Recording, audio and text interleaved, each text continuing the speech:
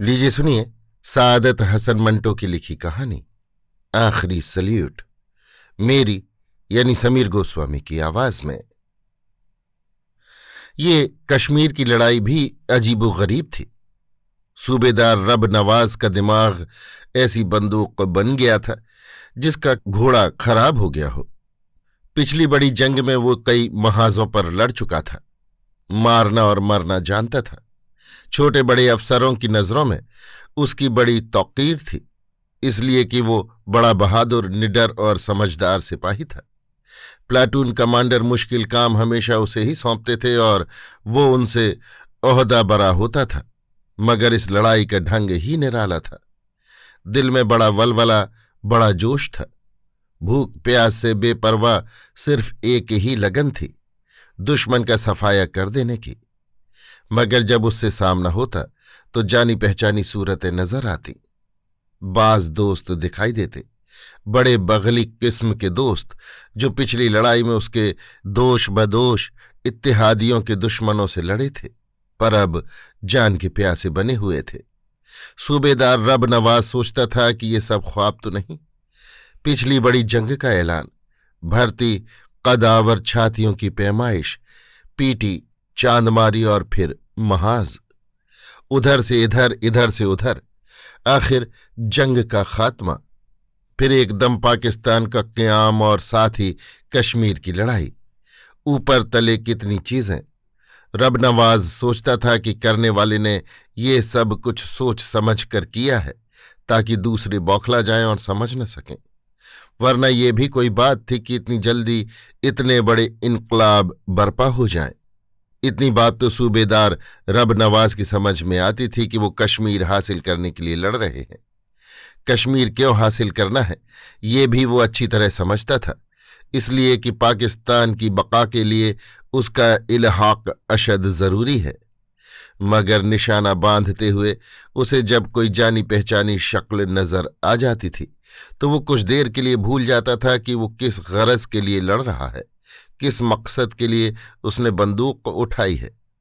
और वो ये गालिबन इसीलिए भूलता था कि उसे बार बार खुद को याद कराना पड़ा था कि अब की वो सिर्फ तनख्वाह, जमीन के मुरब्बों और तमगों के लिए नहीं, बल्कि अपने वतन की खातिर लड़ रहा है।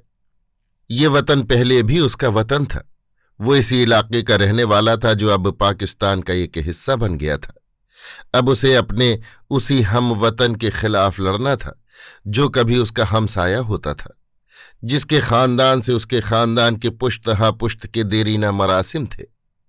अब उसका वतन वो था जिसका पानी तक भी उसने कभी नहीं पिया था, पर अब उसकी खातिर एकदम उसके कांधे पर बंदूक रख कर ये हुक्म दे दिया गया था कि जाओ, ये जगह जहां तुमने अभी अपने घर के लिए 2 ईंटें भी नहीं चुनी, जिसकी हवा और जिसके पानी का मजा अभी तक तुम्हारे मुंह में ठीक तौर पर नहीं बैठा, तुम्हारा वतन है। जाओ उसकी खातिर पाकिस्तान से लड़ो, उस पाकिस्तान से जिसके ऐन दिल में तुमने अपनी उम्र के इतने बरस गुजारे हैं। रब नवाज सोचता था कि यही दिल उन मुसलमान फौजियों का है जो हिंदुस्तान में अपना घर बार छोड़कर यहाँ आए हैं। वहां उनसे सब कुछ छीन लिया गया था, यहाँ आकर उन्हें और तो कुछ नहीं मिला, अलबत्ता बंदूकें मिल गईं, उसी वजन की, उसी शक्ल की, उसी मार्के और छाप की। पहले सब मिलकर एक ऐसे दुश्मन से लड़ते थे जिनको उन्होंने पेट और इनाम व इकराम की खातिर अपना दुश्मन यकीन कर लिया था। अब वो खुद 2 हिस्सों में बट गए थे। पहले सब हिंदुस्तानी फौजी कहलाते थे, अब एक पाकिस्तानी था और दूसरा हिंदुस्तानी। उधर हिंदुस्तान में मुसलमान हिंदुस्तानी फौजी थे। रब नवाज जब उनके मुतल्लिक सोचता तो उसके दिमाग में एक अजीब गड़बड़ सी पैदा हो जाती, और जब वो कश्मीर के मुतल्लिक सोचता तो उसका दिमाग बिल्कुल जवाब दे जाता। पाकिस्तानी फौजी कश्मीर के लिए लड़ रहे थे या कश्मीर के मुसलमानों के लिए? अगर उन्हें कश्मीर के मुसलमानों ही के लिए लड़ाया जाता था तो हैदराबाद और जूनागढ़ के मुसलमानों के लिए क्यों उन्हें लड़ने के लिए नहीं कहा जाता था? और अगर ये जंग ठेठ इस्लामी जंग थी तो दुनिया के दूसरे इस्लामी मुल्क हैं, वो उसमें क्यों हिस्सा नहीं लेते? रब नवाज अब बहुत सोच विचार के बाद इस नतीजे पर पहुंचा था कि ये बारीक बारीक बातें फौजी को बिल्कुल नहीं सोचनी चाहिए। उसकी अकल मोटी होनी चाहिए, क्योंकि मोटी अकल वाला ही अच्छा सिपाही हो सकता है। मगर फितरत से मजबूर कभी कभी वो चोर दिमाग से उन पर गौर कर ही लेता था और बाद में अपनी इस हरकत पर खूब हंसता था। दरियाए किशनगंगा के किनारे इस सड़क के लिए जो मुजफ्फराबाद से करन जाती है, कुछ अरसे से लड़ाई हो रही थी। अजीबोगरीब लड़ाई थी। रात को बाज़ औक़ात आसपास की पहाड़ियां फायरों के बजाय गंदी गंदी गालियों से गूंज उठती थी। एक मर्तबा सूबेदार रब नवाज अपनी प्लाटून के जवानों के साथ शब खून मारने के लिए तैयार हो रहा था कि दूर नीचे एक खाई से गालियों का शोर उठा। पहले तो वो घबरा गया। ऐसा लगता था कि बहुत से भूत मिलकर नाच रहे हैं और जोर जोर के कहकहे लगा रहे हैं। वो बड़बड़ाया, खिंजीर की तुम, ये क्या हो रहा है? एक जवान ने गूंजती हुई आवाजों से मुखातिब होकर ये बड़ी गाली दी और रब नवाज से कहा, सूबेदार साहब गालियां दे रहे हैं, अपनी मां के यार। रब नवाज ये गालियां सुन रहा था जो बहुत उकसाने वाली थीं। उसके जी में आई कि बजन बोल दे, मगर ऐसा करना गलती थी। चुनांचे वो खामोश रहा। कुछ देर जवान भी चुप रहे, मगर जब पानी सर से गुजर गया तो उन्होंने भी गला फाड़ फाड़ के गालियां लुढ़काना शुरू कर दी। रब नवाज के लिए इस किस्म की लड़ाई बिल्कुल नई चीज थी। उसने जवानों को 2-3 मर्तबा खामोश रहने के लिए कहा, मगर गालियां ही कुछ ऐसी थीं कि जवाब दिए बिना इंसान से नहीं रहा जाता था। दुश्मन के सिपाही नजर से ओझल थे। रात को तो खैर अंधेरा था, मगर वो दिन को भी नजर नहीं आते थे। सिर्फ उनकी गालियां नीचे पहाड़ी के कदमों से उठती थी और पत्थरों के साथ टकरा टकरा कर हवा में हल हो जाती थी। रब नवाज की प्लाटून के जवान जब उन गालियों का जवाब देते थे तो उसको ऐसा लगता था कि वो नीचे नहीं जाती, ऊपर को उड़ जाती हैं। इससे उसको खासी कोफ्त होती थी। चुनांचे उसने झुंझलाकर हमला करने का हुक्म दे दिया। रब नवाज को वहां की पहाड़ियों में एक अजीब बात नजर आई। चढ़ाई की तरफ कोई पहाड़ी दरख्तों और बूटों से लदी फंदी होती थी और उतराई की तरफ गंजी, कश्मीरी हितों के सर की तरह। किसी की चढ़ाई का हिस्सा गंजा होता था और उतराई की तरफ दरख्त ही दरख्त होते थे। चीड़ के लिए लंबे तनावर दरख्त, जिनके बटे हुए धागे जैसे पत्तों पर फौजी बूट फिसल फिसल जाते थे। जिस पहाड़ी पर सूबेदार रब नवाज की प्लाटून थी, उसकी उतराई दरख्तों और झाड़ियों से बेनयाज थी। जाहिर है कि हमला बहुत ही खतरनाक था, मगर सब जवान हमले के लिए बखुशी तैयार थे। गालियों का इंतकाम लेने के लिए वो बेताब थे। हमला हुआ और कामयाब रहा। 2 जवान मारे गए, 4 जख्मी हुए। दुश्मन के 3 आदमी खेत रहे। बाकी रसद का कुछ सामान छोड़कर भाग निकले। सूबेदार रब नवाज और उसके जवानों को इस बात का बड़ा दुख था कि दुश्मन का कोई जिंदा सिपाही उनके हाथ न आया जिसको वो खातिर ख्वाह गालियों का मजा चखाते। मगर ये मोर्चा फतह करने से वो एक बड़ी अहम पहाड़ी पर काबिज हो गए थे। वायरलेस के जरिए से सूबेदार रब नवाज ने प्लाटून कमांडर मेजर असलम को फौरन ही अपने हमले के इस नतीजे से मुत्तला कर दिया था और शाबाशी वसूल कर ली थी। करीब करीब हर पहाड़ी की चोटी पर पानी का एक तालाब सा होता था। इस पहाड़ी पर भी तालाब था, मगर दूसरी पहाड़ियों के तालाबों के मुकाबले में ज्यादा बड़ा। उसका पानी भी बहुत साफ और शफ्फाफ था। गो मौसम सख्त सर्द था, मगर सब नहाए। दांत बजते रहे, मगर उन्होंने कोई परवाह न की। वो अभी इस शगल में मसरूफ थे कि फायर की आवाज आई। सब नंगे ही लेट गए। थोड़ी देर बाद सूबेदार रब नवाज ने दूरबीन लगाकर नीचे ढलवानों पर नजर दौड़ाई, मगर उसे दुश्मन के छुपने की जगह का पता न चला। उसके देखते देखते एक और फायर हुआ। दूर उतराई के फौरन बाद एक निस्बतन छोटी पहाड़ी की दहाड़ी से उसे धुआं उठता नजर आया। उसने फौरन ही अपने जवानों को फायर का हुक्म दिया। उधर से धड़ाधड़ फायर हुए, इधर से भी जवाबन गोलियां चलने लगीं। सूबेदार रब नवाज ने दूरबीन से दुश्मन की पोजीशन का बगौर मुताला किया। वो गालिबन बड़े बड़े पत्थरों के पीछे महफूज थे, मगर ये मुहाफिज दीवार बहुत ही छोटी थी। ज्यादा देर तक वो जमे नहीं रह सकते थे। इनमें से जो भी इधर उधर हटता, उसका सूबेदार रब नवाज की जद में आना यकीनी था। थोड़ी देर फायर होते रहे। इसके बाद रब नवाज ने अपने जवानों को मना कर दिया कि वो गोलियां जाय न करें, सिर्फ ताक में रहें। जो ही दुश्मन का कोई सिपाही पत्थरों की दीवार से निकलकर इधर या उधर जाने की कोशिश करे, उसको उड़ा दे। ये हुक्म देकर उसने अपने अलिफ नंगे बदन की तरफ देखा और बड़बड़ाया, खिंजीर की दुम, कपड़ों के बगैर आदमी हैवान मालूम होता है। लंबे लंबे वक्फों के बाद दुश्मन की तरफ से इक्का दुक्का फायर होता रहा। यहां से उसका जवाब कभी कभी दे दिया जाता। ये खेल पूरे 2 दिन जारी रहा। मौसम यकलख्त बहुत सर्द हो गया। इस कदर सर्द कि दिन को भी खून मुंजमिद होने लगता था। चुनांचे सूबेदार रब नवाज ने चाय के दौर शुरू करा दिए। हर वक्त आग पर केतली धरी रहती। जूं ही सर्दी ज्यादा सताती, एक दौर इस गर्म गर्म मशरूब का हो जाता। वैसे दुश्मन पर बराबर निगाह रहती। एक हटता तो दूसरा उसकी जगह दूरबीन लेकर बैठ जाता। हड्डियों तक उतर जाने वाली सर्द हवा चल रही थी। जब उस जवान ने जो पहरेदार था बताया कि पत्थरों की दीवार के पीछे कुछ गड़बड़ हो रही है, सूबेदार रब नवाज ने उससे दूरबीन ली और गौर से देखा। उसे हरकत नजर न आई, लेकिन फौरन ही एक आवाज बुलंद हुई और देर तक उसकी गूंज आसपास की पहाड़ियों के साथ टकराती रही। रब नवाज उसका मतलब न समझा। उसके जवाब में उसने अपनी बंदूक दाग दी। उसकी गूंज दबी तो फिर उधर से आवाज बुलंद हुई, जो साफ तौर पर उनसे मुखातिब थी। रब नवाज चिल्लाया, खिंजीर की दुम, बोल क्या कहता है तू। फासला ज्यादा नहीं था। रब नवाज के अल्फाज दुश्मन तक पहुंच गए, क्योंकि वहां से किसी ने कहा, गाली न दे भाई। रब नवाज ने अपने जवानों की तरफ देखा और बड़े झुंझलाए हुए ताज्जुब के साथ कहा, भाई। फिर वो अपने मुंह के आगे दोनों हाथों का भोंपू बनाकर चिल्लाया, भाई होगा तेरी मां का जना, यहां सब तेरी मां के यार हैं। एकदम उधर से एक जख्मी आवाज बुलंद हुई, रब नवाज। रब नवाज कांप गया।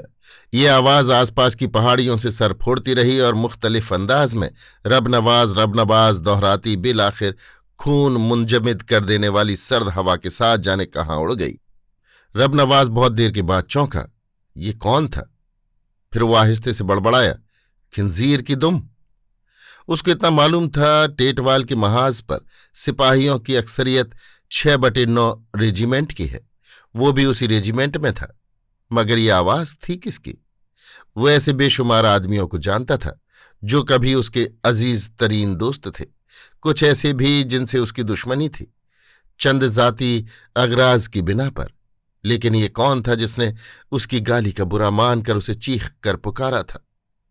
रब नवाज ने दूरबीन लगाकर देखा, मगर पहाड़ी की हिलती हुई छिद्री दाढ़ी में उसे कोई नजर न आया। दोनों हाथों का भोंपू बनाकर उसने जोर से अपनी आवाज उधर फेंकी। ये कौन था? रब नवाज बोल रहा है, रब नवाज, रब नवाज। ये रब नवाज भी कुछ देर तक पहाड़ियों के साथ टकराता रहा। रब नवाज बड़बड़ाया, खिंजीर की दुम। फौरन ही उधर से आवाज बुलंद हुई, मैं हूं राम सिंह। रब नवाज ये सुनकर यूं उछला जैसे वो छलांग लगाकर दूसरी तरफ जाना चाहता है। पहले उसने अपने आप से कहा, राम सिंह। फिर हलक फाड़ के चिल्लाया, राम सिंह, ओए राम सिंह, खिंजीर की दुम। खिंजीर की दुम अभी पहाड़ियों के साथ टकरा टकरा कर पूरी तरह गुम नहीं हुई थी कि राम सिंह की फटी फटी आवाज बुलंद हुई, ओए कुम्हार के खोते। रब नवाज फूं फूं करने लगा। जवानों की तरफ रोबदार नजरों से देखते हुए वो बड़बड़ाया, बकता है खिंजीर की दुम। फिर उसने राम सिंह को जवाब दिया, ओए बाबा टल के कड़ाहा प्रसाद, ओए खिंजीर के झटके। राम सिंह बेतहाशा कहकहे लगाने लगा। रब नवाज भी जोर जोर से हंसने लगा। पहाड़ियां ये आवाजें बड़े खलंडरे अंदाज में एक दूसरे की तरफ उछालती रहीं। सूबेदार रब नवाज के जवान खामोश थे। जब हंसी का दौर खत्म हुआ तो उधर से राम सिंह की आवाज बुलंद हुई, देखो यार, हमें चाय पीनी है। रब नवाज बोला, पियो, ऐश करो। राम सिंह चिल्लाया, ओए ऐश किस तरह करें, सामान तो हमारा उधर पड़ा है। रब नवाज ने पूछा, किधर? राम सिंह की आवाज आई, उधर जिधर तुम्हारा फायर हमें उड़ा सकता है। रब नवाज हंसा, तो क्या चाहते हो तुम, खिंजीर की दुम? राम सिंह बोला, हमें सामान ले आने दे। ले आ। ये कहकर उसने अपने जवानों की तरफ देखा। राम सिंह की तशवीश भरी आवाज बुलंद हुई। तू उड़ा देगा हमें कुम्हार के खोते? रब नवाज ने भन्ना कर कहा। बक नहीं, वो इस संतोख सर के कछुए। राम सिंह हंसा। कसम खा नहीं मारेगा? रब नवाज ने पूछा। किसकी कसम खाऊं? राम सिंह ने कहा। किसी की भी खा ले। रब नवाज हंसा। ओए जा, मंगवा ले अपना सामान। चंद लम्हात खामोशी रही। दूरबीन एक जवान के हाथ में थी। उसने मानी खेज नजरों से सूबेदार रब नवाज की तरफ देखा। बंदूक चलाने ही वाला था कि रब नवाज ने उसे मना किया। नहीं नहीं। फिर उसने दूरबीन लेकर खुद ही देखा। एक आदमी डरते डरते पंजों के बल पत्थरों के अकब से निकलकर जा रहा था। थोड़ी दूर इस तरह चलकर वो उठा और तेजी से भागा और कुछ दूर झाड़ियों में गायब हो गया। 2 मिनट के बाद वो वापस आया तो उसके दोनों हाथों में कुछ सामान था।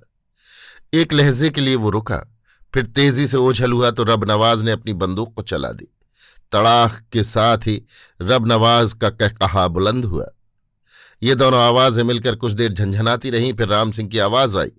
Thank you, no mention. Rab Nawaz ने यह कहकर जवानों की तरफ देखा। एक राउंड हो जाए? तफरीह के तौर पर दोनों तरफ से गोलियां चलने लगीं। फिर खामोशी हो गई। रब नवाज ने दूरबीन लगाकर देखा। पहाड़ी की दाढ़ी में से धुआं उठ रहा था। वो पुकारा। चाय तैयार कर ली राम सिंघा? जवाब आया। अभी कहाँ होए कुम्हार के खोते? रब नवाज जात का कुम्हार था। जब कोई उसकी तरफ इशारा करता था तो गुस्से से उसका खून खौलने लगता था।